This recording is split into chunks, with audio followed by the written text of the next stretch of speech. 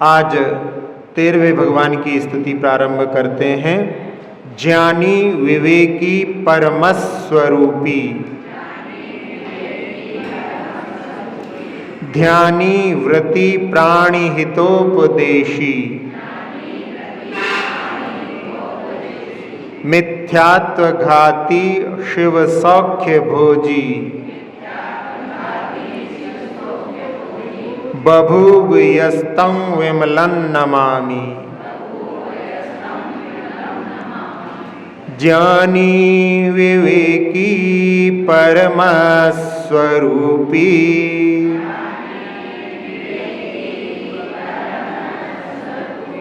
ध्यानी व्रती प्राणी हितोपदेशी,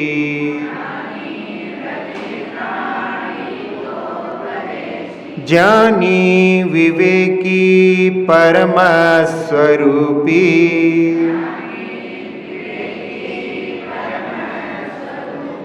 ध्यानी व्रती प्राणी हितोपदेशी, मिथ्यात्वघाती शिव सौख्य भोजी,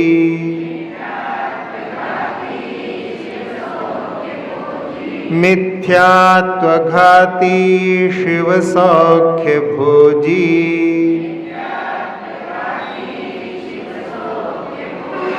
बभूव यस्तं विमलं नमामि।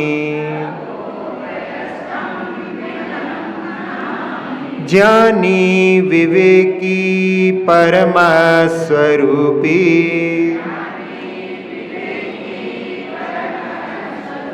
ध्यानी व्रती प्राणी हितोपदेशी, मिथ्यात्वघाती शिव सौख्य भोजी,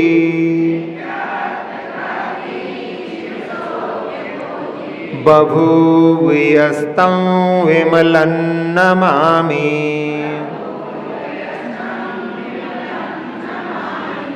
तेरहवें काव्य में कवि महोदय विमलनाथ भगवान की स्तुति करते हुए कह रहे हैं, यह ज्ञानी जो ज्ञानी थे, विवेकी थे यानी भेद विज्ञानी थे, परमस्वरूपी यानी अध्यात्म निष्ठ थे, ध्यानी थे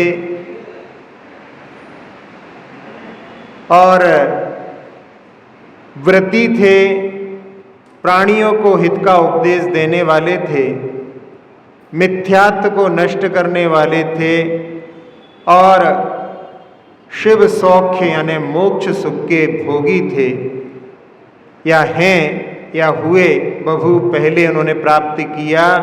ऐसे तम विमलम नमामि, ऐसे विमल प्रभु को मैं नमस्कार करता हूँ। जहाँ आत्मा का ज्ञान स्वभाव है वो कभी भी छूटता नहीं। कितना भी ज्ञान के ऊपर आवरण आ जाए, लेकिन ज्ञान कभी भी पूरी तरह से आवृत नहीं होता। एक नित्य उद्घाटित ज्ञान जो हमेशा विद्यमान रहता है। निगोद में भी जीव पहुंच जाए जहां पर सबसे कम ज्ञान होता है, लेकिन वहां पर भी कुछ ना कुछ ज्ञान तो अवश्य रहता है। यदि ज्ञान का पूरी तरह से आवरण हो जाए तो जीव का अभाव हो जाए, लेकिन जो है उसका कभी अभाव हो नहीं सकता। जैसे दिन में चाहे जितने बादल छा जाएं, लेकिन रात्रि जैसा अंधकार कभी नहीं होता। इसी प्रकार से ज्ञानावरणी कर्म कितना भी सघन हो, लेकिन ज्ञान को पूरी तरह से आवृत करने में समर्थ नहीं होता। तो ज्ञान तो जीव का स्वभाव है। और जो तीर्थंकर होते हैं वो 3 ज्ञान गर्भ से लेकर के आए थे, यानी स्वर्ग से ही लेकर के आए थे। गर्भ में भी उनके 3 ज्ञान थे। ऐसे 3 ज्ञानों में जहाँ अवधि ज्ञान के लिए भव प्रत्यय नारकियों को और देवों को कहा जाता है, तीर्थंकरों को भी भव प्रत्यय कहा है। यानी वो भव में जैसे तीर्थंकर वाले भव में आते हैं उनको 3 ज्ञान वहाँ पर होते हैं, तो अवधि ज्ञान भी साथ में रहता है। जहाँ मति ज्ञान के बारे में अपन विचार करें, जो इंद्रिय और अनिंद्रिय के माध्यम से होता है वो मति ज्ञान कहलाता है। इसको आगम में आविनिबोधिक भी बोलते हैं। जो अपने आस पास में अपनी इंद्रियों के ग्रहण करने योग्य होता है उसको ही इंद्रियां ग्रहण करती हैं, इसलिए इसको आविनिबोधिक कहा जाता है। और इसके बाद में दूसरा ज्ञान होता है श्रुत ज्ञान। शुद्ध ज्ञान जो होता है वो मति ज्ञान पूर्वक होता है और उसमें विशेष रूप से अर्थ से अर्थांतर जब जाते हैं तब वो जो है शुद्ध ज्ञान होता है। जैसे सुबह सुबह उठ करके देखा बाहर गीला दिखाई दे रहा था, इससे समझा कि रात में बारिश हुई होगी।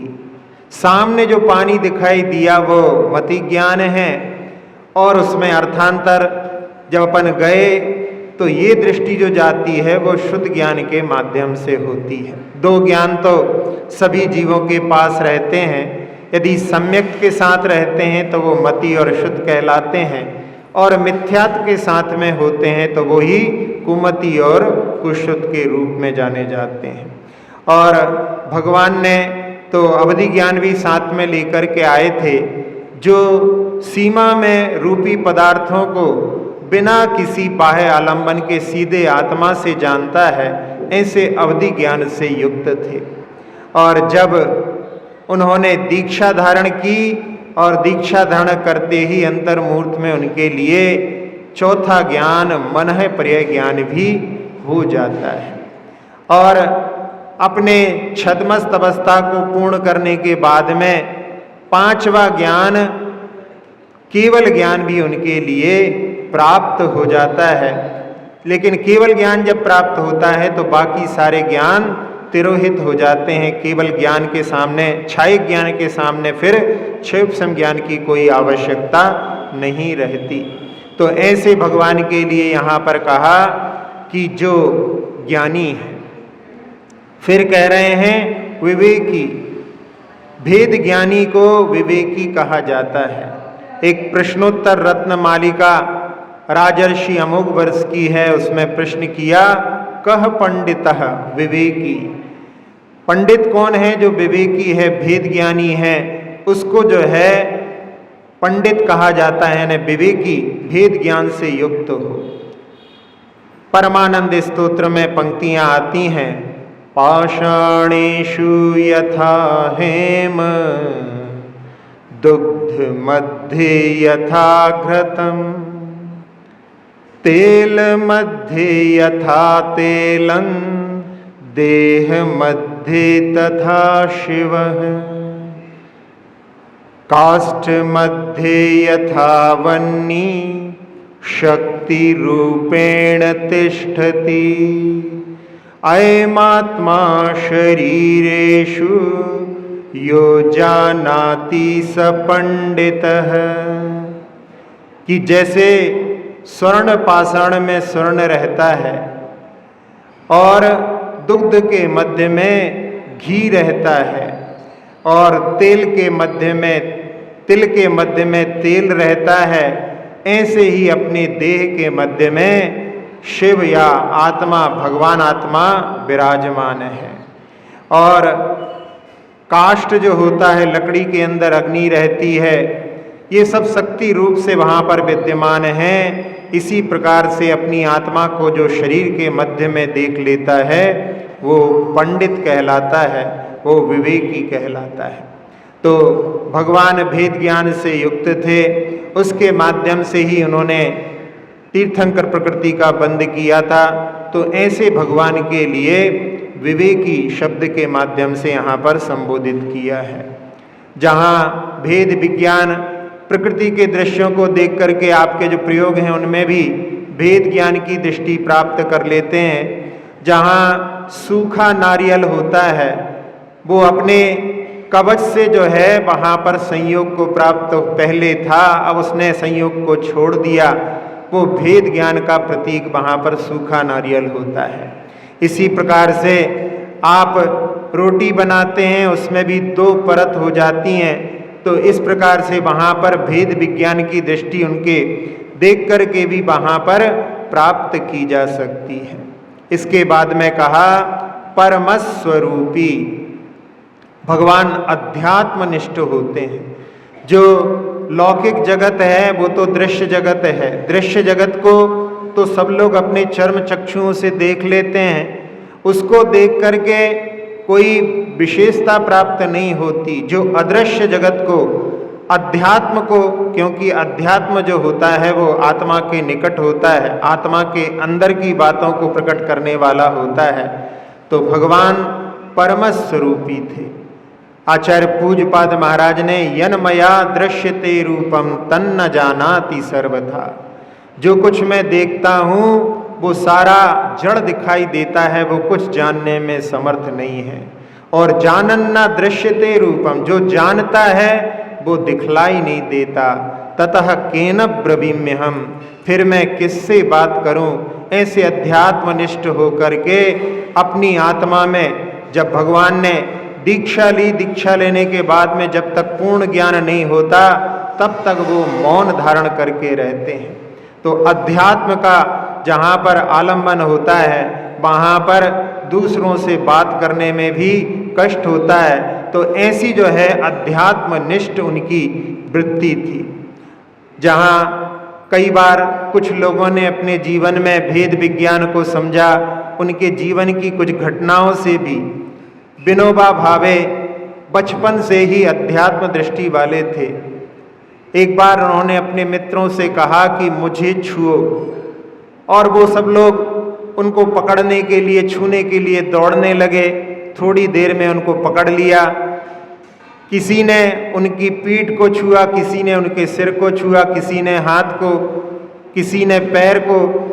तो वो कहने लगे तुमने मुझे कहाँ छुआ है, तुमने मेरे पैर को, पीठ को, सिर को, हाथ को छुआ है, तुमने मुझे कहाँ छुआ है।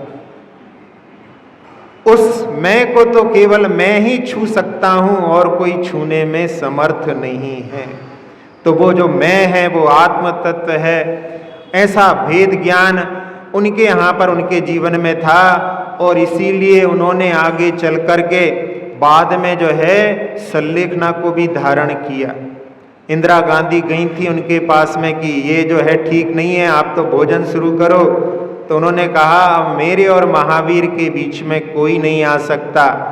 और उनका महावीर भगवान के प्रति वो कहते थे कि मुझे सबसे ज़्यादा विश्वास गीता पर है, और लेकिन मैं जब महावीर को देखता हूँ तो मुझे गीता और महावीर में कोई अंतर नज़र नहीं आता। और महावीर प्रभु के प्रति ऐसी निष्ठा थी कि जब उनकी सल्लेखना का अंत समय आया तो वही समय था जब भगवान के निर्वाण का समय था, उसी दिन उनकी सल्लेखना हुई। तो ये आस्था की प्रतीक, वहाँ पर भेद विज्ञान की दृष्टि उनकी बचपन से थी, और उन्होंने उसको अंत में, जब एक बार आचार्य श्री ने उनके लिए कहा, वो पहले जो है शहद लेते थे, तब आचार्य श्री ने एक बार उनको लिखा कि जो है शहद जो है अच्छी नहीं होती, नहीं लेना चाहिए। तो एक बार मैंने कहा कि यदि मुझे पहले पता हो जाता तो मैं पहले छोड़ देता, अब भी मैं उसको छोड़ देता हूँ। ऐसी यानी दृष्टि, क्योंकि उन्होंने एक ग्रंथ के निर्माण के लिए जिनेंद्र वर्णी से कहा था, समण सुत्तम नाम के ग्रंथ की उन्होंने रचना की थी, और उस समण सुत्तम का अनुवाद जो है जैन गीता के रूप में आचार्य श्री ने किया। इसलिए आचार्य श्री से भी उनका संपर्क था और इस प्रकार की बात हुई। तो ऐसे जो हैं भगवान के लिए यहाँ पर परम स्वरूपी जो अध्यात्मनिष्ठ होते हैं उनके लिए कहा जाता है। फिर इसके बाद में विशेषण है ध्यानी। ध्यान के माध्यम से ही उन्होंने निर्वाण को प्राप्त किया। जहाँ हर कार्य ध्यान पूर्वक करते हैं, और तीर्थंकर तो जो है बचपन से ही बड़े एकाग्र होते हैं, लेकिन उनके जीवन में आर्त ध्यान और रौद्र ध्यान नहीं होता। धर्म ध्यान में भी वो भगवान की आराधना नहीं करते, कभी किसी साधु के दर्शन नहीं होते, तो धर्म ध्यान में उनका अपाय विषय, लोगों का दुख कैसे दूर हो, और विपाक विषय, कर्म फलों का चिंतन, संस्थान विषय, ये तो उनका चलता है। लेकिन आज्ञा विषय, जैसे आप लोगों के लिए, अपन लोगों के लिए जिनेंद्र भगवान की आज्ञा के पालन का है, वैसे तीर्थंकरों के जीवन में नहीं होता। तो ऐसे, लेकिन वो ध्यान से जो है युक्त रहते हैं, उसमें धर्म ध्यान में वो वहाँ पर जब तक शुक्ल ध्यान को प्राप्त नहीं करते, वो ध्यान से युक्त रहते हैं। इसके बाद में कहा व्रती, जब तीर्थंकर 8 वर्ष के होते हैं और उस समय में उनके अणुव्रतों को वो वैसे तो जो है संकल्प पूर्वक किसी से सामने लेते हो ऐसा नहीं, लेकिन फिर भी आचार्य गुणभद्र स्वामी ने उत्तर प्राण में कहा है, स्वायु राध्यष्ट वर्षेभ्य सर्वेषां परतो भवेत उदिताष्ट कसायाणाम तीर्थेषाम देश संयमः। जहाँ पहली चौकड़ी जाती है अनंतानुबंधी की, तो सम्यक दर्शन की प्राप्ति होती है, और जब दूसरी चौकड़ी जाती है तो अणुव्रतों की प्राप्ति होती है। तो 8 वर्ष में उनके लिए वहाँ पर जो दूसरी चौकड़ी है अप्रत्याख्यान, उसका अभाव हो जाता है। तो ऐसे वो वृत्तियों जैसी उनकी चर्या जो है 8 वर्ष में हो जाती है, इसलिए उनको वृत्ति कहा। और फिर बाद में जब महाव्रती बनते हैं तो उस दृष्टि से वृत्ति उनके जीवन में वहाँ जहाँ पर 8 वर्ष की तो जो एक सीमा है उसके पहले नहीं होता, इसलिए वहाँ पर वैसे तो सम्यक दर्शन तो वो साथ में लेकर के ही आए हैं, और जो जीवों के लिए सम्यक दर्शन प्राप्ति का अवसर बताया है मनुष्यों में, वो 8 वर्ष अंतर्मूर्त के बाद में उनको सम्यक दर्शन की योग्यता होती है। तो ऐसे भगवान के लिए यहाँ पर कहा कि वो व्रती हैं। और इसके बाद में कहा प्राणी हितोपदेशी, उन्होंने तीर्थंकर प्रकृति का बंद भी किया तो सब जीवों के कल्याण की भावना उसमें मुख्य रही।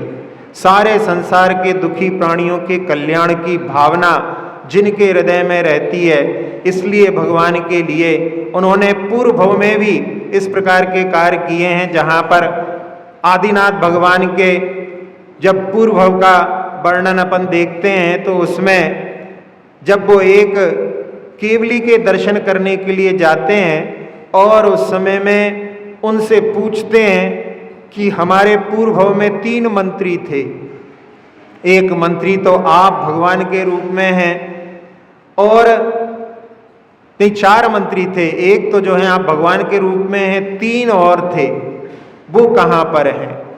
तो उस समय में केवली बतलाते हैं कि एक मंत्री अभी दूसरे नरक में है और 2 मंत्री तीव्र कलुषता के कारण में पुनः वापस में निगोद चले गए हैं। तो उस समय में आदिनाथ भगवान का जीव जो नरक में, दूसरे नरक में है, उसको संबोधन करने के लिए स्वर्ग से नरक में जाते हैं। तो ऐसे जीवों के लिए हित का उपदेश देना उनके पूर्व के जीवन से ही प्रारंभ हो जाता है। तो ऐसे जो है सभी जीवों के लिए हित का उपदेश देने वाले हैं। और केवल ज्ञान होने के बाद में भी जब तक उनका उपदेश नहीं होता, तीर्थंकरों के लिए बताया था कि नियामक होता है, वर्ष पृथक तक तो उनको कम से कम उपदेश दे करके ही मुक्ति को प्राप्त कर सकते हैं। और जितना ज़्यादा हो उसका नहीं, लेकिन कम से कम इतना समय तो उनके लिए उपदेश देना आवश्यक होता है। तो ऐसे जो हैं भगवान प्राणियों के हित का उपदेश देने वाले हैं, और वो भी निरपेक्ष होता है, कोई अपेक्षा नहीं होती कि हमारी जयकार करेंगे, हमारा गुणगान करेंगे। अन्य जो हैं, जो तथाकथित देवता होते हैं, उनके बारे में आप सुनोगे तो वो कहते हैं मेरी शरण में आओ, और मेरी शरण में आओगे तो मैं तुम्हारी रक्षा करूँगा। भगवान तो कहते हैं अपनी शरण में जाओ। ऐसे जो हैं भगवान सबके लिए हित का उपदेश देते हैं, उनका स्वार्थ उसमें नहीं होता।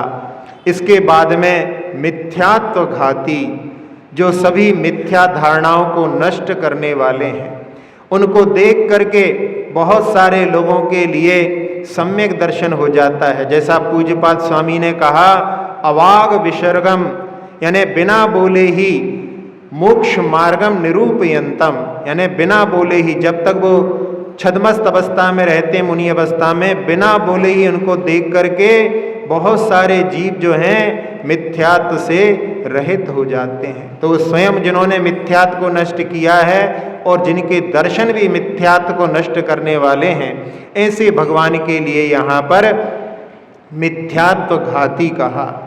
और इसके बाद में शिव सौख्य भोजी, मोक्ष सुख का वो पान करने वाले हैं। हम लोग इंद्रिय सुख में रंजायमान होते हैं, अतीन्द्रिय सुख का भी हम लोगों के लिए भान नहीं होता। इंद्रिय सुख को ही सब कुछ मान रखा है, अतीन्द्रिय सुख भी कुछ सुख होता है, उसकी ओर दृष्टि अध्यात्म को जब तक नहीं समझते तब तक नहीं जाती। एक गांव का व्यक्ति एक मित्र के यहाँ पर शादी में आया और उसने पूछा उससे कि क्या खाना चाहोगे। तो गांव का व्यक्ति है वो जो है सोचता है कि हमारे यहाँ तो सबसे अच्छी चीज मिलती है, गुड़ की राव बना दो, बस वो हमारे लिए दे दो। तो कहता है कि अरे तुम्हें हम एक ऐसी चीज खिलाएंगे जो तुमने खाई नहीं। करके नहीं, हमारे लिए तो सबसे अच्छी जो है गुड़ की राव है। मना करता है, वो अच्छी चीज को भी मना कर, नहीं हमारे लिए तो वही दे दो, वही हमारे लिए सबसे अच्छी है। और वो वहां पर उसका जो है हाथ पकड़ करके जबरदस्ती उसके मुख में रसगुल्ला रख देता है। मना करते, अरे नहीं नहीं हमें तो वही चाहिए, लेकिन वो जबरदस्ती रखता है। और जब खाता है तब वो कहता है कि अरे पहली बार हम इसको अनुभव कर रहे हैं। तो उस समय में वो जो है जिसमें रंजायमान है और जिसको कभी नहीं देखा उसके बारे में कभी सोचता ही नहीं है। ऐसे जो है पंचेंद्रियों के आनंद में ही आनंद मानने वाला अतीन्द्रिय भी कोई आनंद होता है, उसकी ओर दृष्टि भगवान के उपदेशों से अपने लिए प्राप्त होती है। तो उस अतीन्द्रिय सुख के लिए जिनका पान जब मुनिराज करते हैं उस समय में कहते हैं सो इंद्र नाग नरेंद्र बा अहम इंद्र के नाही लयो। ऐसा सुख जो है इंद्रिय सुखों को जो उत्कृष्टता को प्राप्त होते हैं उनके लिए भी प्राप्त नहीं होता। उस अतीन्द्रिय सुख के बारे में द्रव्य संग्रह में कहा कि कोई व्यक्ति शांति से बैठा हुआ है, वहां पर कोई स्पर्शन इंद्रिय संबंधी भी भोगों का अनुभव नहीं कर रहा, रसना इंद्रिय संबंधी और घ्राण इंद्रिय संबंधी भी, और आंखों से भी कोई विषय को नहीं देख रहा, कर्ण से भी कुछ नहीं सुन रहा, फिर भी वो शांति से बैठा हुआ है। तो उस समय में मन संबंधी भी कोई विचार नहीं चल रहे हैं। उस समय में पूछो उससे कि आनंद है, तब उस समय में यहाँ पर तो केवल लौकिक दृष्टि से समझाने के लिए कहा गया है। वास्तव में जब आत्मा के आनंद में जब श्रवण डूबते हैं और उस समय में उनको जो आनंद होता है वो अतीन्द्रिय आनंद, और वो आनंद यहाँ पर जो है शुरुआत का आनंद है। मोक्ष में तो जो है उसकी प्रगाढ़ता पराकाष्ठा प्राप्त होती है। तो ऐसे भगवान ने जो कि शिव सुख का जो है भोग किया, उसका जो है मोक्ष सुख को भोग रहे हैं, ऐसे विमलनाथ भगवान को मैं नमस्कार करता हूँ। इतने विशेषणों से विशिष्ट विमलनाथ भगवान को यहाँ पर नमस्कार किया है। पुनः इस काव्य का पाठ कर लेते हैं। ज्ञानी विवेकी परम स्वरूपी,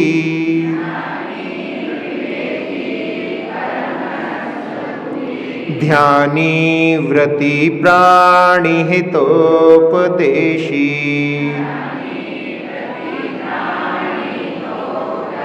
मिथ्यात्व घाती शिव सौख्य भोजी,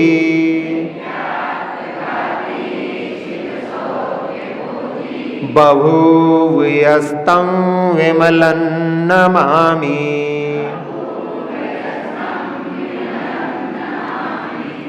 स्तोत्र ये निराला,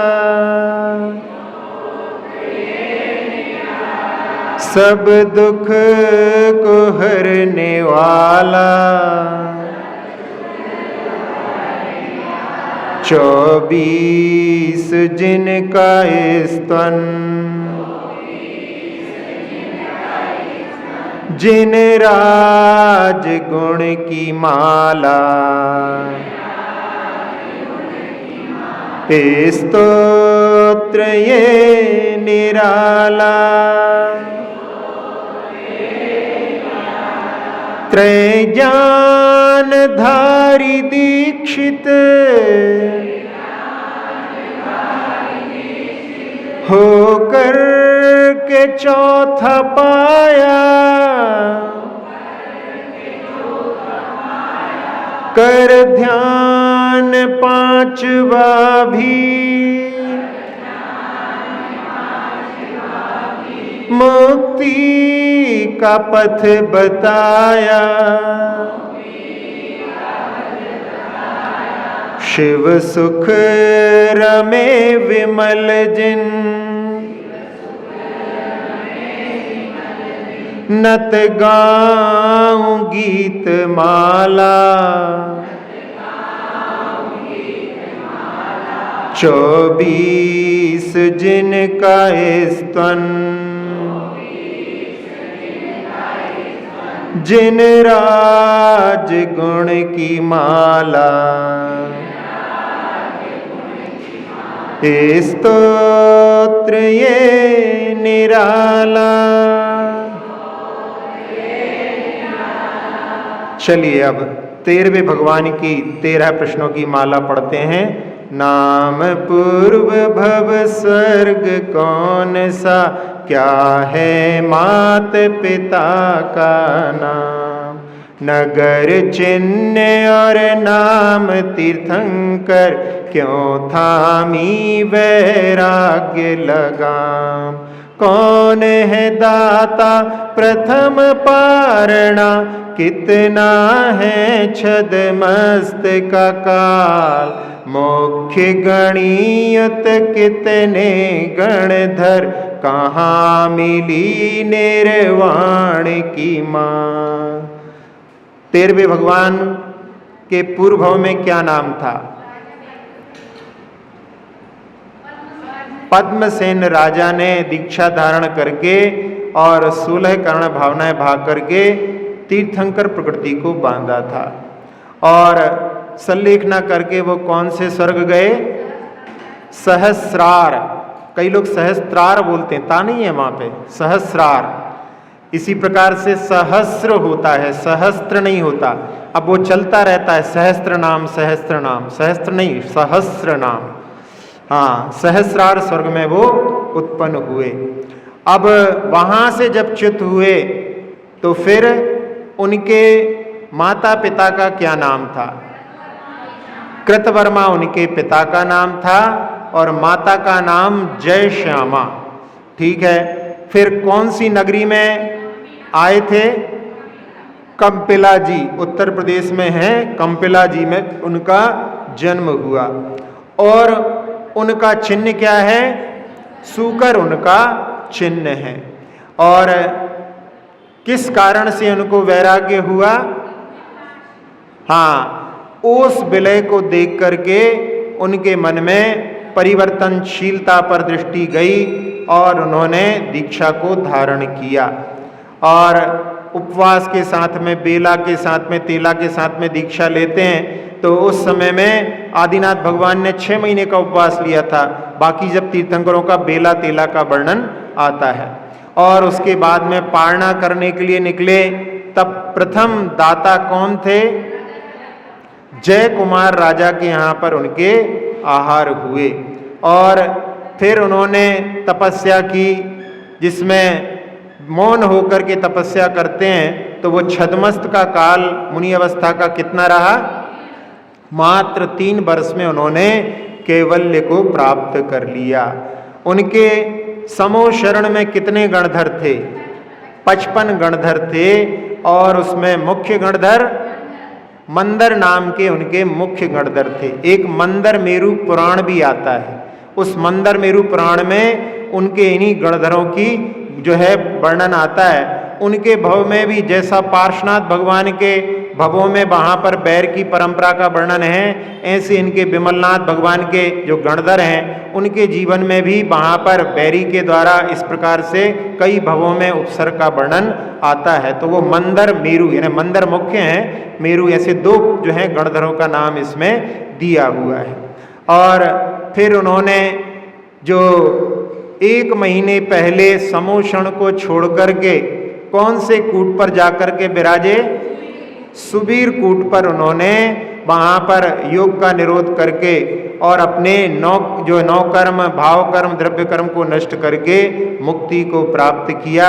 ऐसे विमलनाथ भगवान के 13 प्रश्नों में पद्मसेन मुनि सहस्रार से कृतवर्मा जय श्यामा मान, विमल कंपिला चिन्ह है सुकर, ओस विलय से मुनि पद हाथ, जय कुमार नप प्रथम है दाता, जिन बर बने बिता 3 साल, मंदर मेरु 55 गणधर, कूट सुवीर से मुक्ति मान। अक्षर पद मात्रा से दूषित वचन अगर ममहीन रहे, और प्रमाद कषाय के वश में सम्यक अर्थ विलीन किए, जिन वाणी माता मेरी उन सब त्रुटियों को क्षमा करें, दें आशीष शीघ्र हम सबको केवल लब्धि रमा मिले, प्राप्त हमें हो बोधि समाधि, परिणामों की शुद्धि हो, निज आत्म उपलब्ध हमें हो, शाश्वत सुख की सिद्धि हो। चिंतित वस्तु दात्री माता, चिंतामणि उपमा भाती, करूं वंदना पूर्ण विनय से, चरण रखूं मैं ये पाती, कर जिन वाणी स्तुति, तन की ममता टार, महामंत्र का जाप अब सभी जपे 9 बार,